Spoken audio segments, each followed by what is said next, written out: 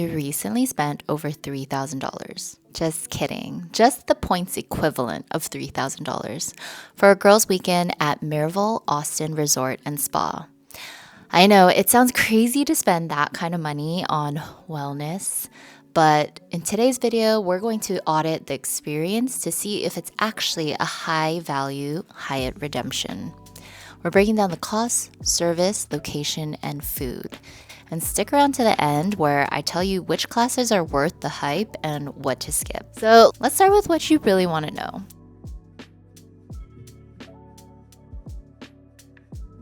How much did this actually cost? So we booked a Dreamcatcher Queen room for 65,000 World of Hyatt points per night.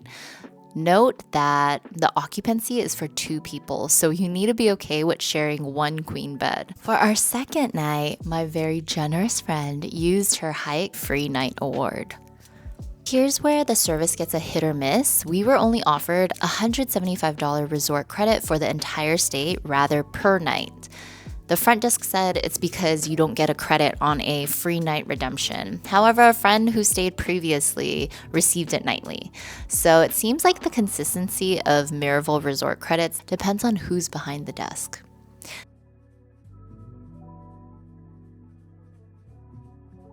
Miraval Austin is a premium all-inclusive wellness resort under the Hyatt umbrella. This is an adult-only hotel. They offer a complimentary airport shuttle, but you must book it 72 hours in advance. And if I could rate my driver, that was a 10 out of 10 because he tracked our flight and noticed that we landed earlier. So he actually called and waited 5 minutes for us to catch that previous ride. So it saved us 40 minutes of waiting. Upon arrival, I'm not gonna lie, it was a little bit chaotic because everyone's arriving on the shuttle at once. So it is a busy time in there. However, when it is your turn, they had your folder with your schedule. You get a choice of a tote bag or a sling bag, and I chose the tote bag because, you can never have too many tote bags. They give you a reusable water bottle to use at the stations throughout the Hill Country Resort. So pro tip, stop by the Experience Planning Center and grab some stickers to personalize your bottles. It was so cute.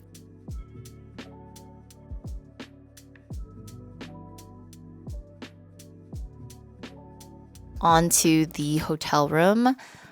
Typically with points, you would get a 1 queen bedroom. However, there was a little snafu with our reservations. And so as such, they upgraded us to the 2 queen bedroom. So we didn't have to share a bed after all. I thought it was pretty spacious. You'll notice that every room has a literal tiny bed for your phone. Miraval has a strict no technology in public area. You'll see the signs everywhere. I was intrigued. However, during check-in, the lobby was chaotic with guests on their phone anyways. But in the classes and the restaurants, people were obviously more respectful and not just blatantly on their phone. So I had to be a little discreet to get some footage, but for your own stay, try to respect quiet spaces. The goal here is to digital detox, which is the most expensive luxury in 2026. I would just suggest trying to be a little bit discreet when taking photos or being on your phone. But as long as you're quiet, I don't think anyone really minds. So we visited in February right after a Texas snowstorm, and the grass was dormant and brown, so don't really expect a lush Instagram picture if you go in the winter. And if you have allergies, listen up closely. I did not know this, but as soon as I arrived, I felt like my eyes were itchy, but I just ignored it, and we went on an early morning hike, and it was our hiking instructor who educated me on this. Apparently, native to Austin, they have a tree called the mountain cedar or juniper ash. So in central Texas, apparently they call it cedar fever, and it's brutal. Our hiking guide mentioned that people actually move out of the city during peak pollen season.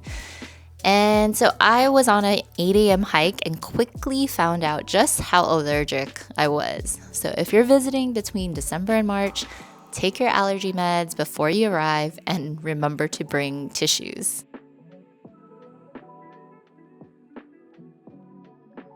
Hilltop Crossings Kitchen is the main hub. It's a mix of farm-to-table menu and a buffet. And, I like to mix it up every time we were there. Sometimes I would order something off of the menu and then grab a few things from the buffet. I mean, the pro, it's definitely healthy. The con, it's definitely healthy. And it can be a hit or miss. However, the service wins. So one of my girlfriends, she has a severe allergy. And when there was nothing on menu for her to have for dessert, they accommodated her by bringing her hand-dipped chocolate strawberries. So that was so kind. And I think my favorite part was the coffee and smoothie bar because it just felt so luxurious to order a smoothie and a coffee without paying $20 or making it myself. And I will say their vegan cookies and their overnight oats is 10 out of 10. With most all-inclusive resorts, alcohol is always additional. However, because my meal is free, I guess picking up the tab for wine didn't feel so terrible.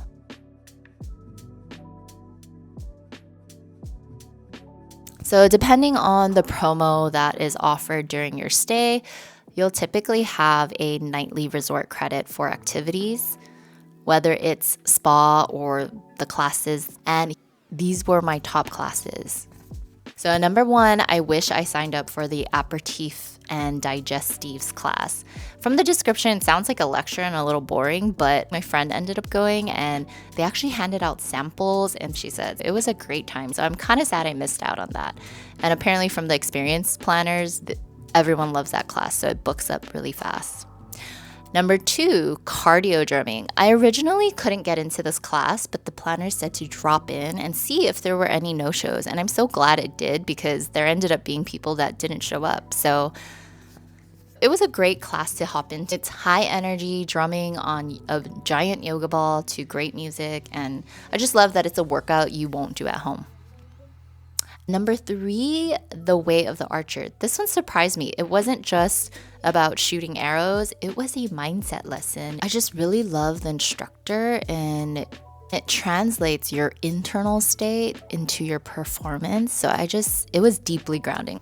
And finally, we did the Soul Flight Challenge, which is an additional charge. I thought it was fun because it's not something I would typically do in my everyday life. And I got to do it with my girlfriend. So I thought it was just like a great add-on to do this unique experience altogether. For me, the scariest part was jumping down when we were done. And finally, to the skip. I would skip the Pradhana Veda. I'm not even sure if I'm saying that correctly. Sorry. Spa treatment. And the reason is essentially they pour oil over your forehead for an hour and my hair was just soaked for days. And while it looked amazing a week later, the experience itself felt poorly explained by my therapist. So I think I would stick to a more like traditional massage. So is it worth it? Cash rates here typically are $1,500 per night. And even as a high earner, that is a massive cash outflow. As a category 8 Hyatt, the points value is insane if you can find an off-peak night, which is around 45,000 points a night. But hot tip, Hyatt will be changing their award system starting May 20th. So if you want to book, I would highly suggest you do it now before the points pricing goes up. I will say I have been to other adult-only, all-inclusive type properties, and I was a little disappointed in the front desk service. It didn't really feel like a Category 8 welcome. However, everyone else that I encountered, like the instructors, the baristas, the shuttle drivers, were amazing. So I'm not sure if I'd return to the Austin location specifically, but I would be willing to go to another location. In the end, Miraval isn't just a hotel. It's an investment in your health and well-being. So would I do it again? Yes and no. I love the idea of the all-inclusive. It's just like nice to have everything all there. However, I think I would definitely try a different location.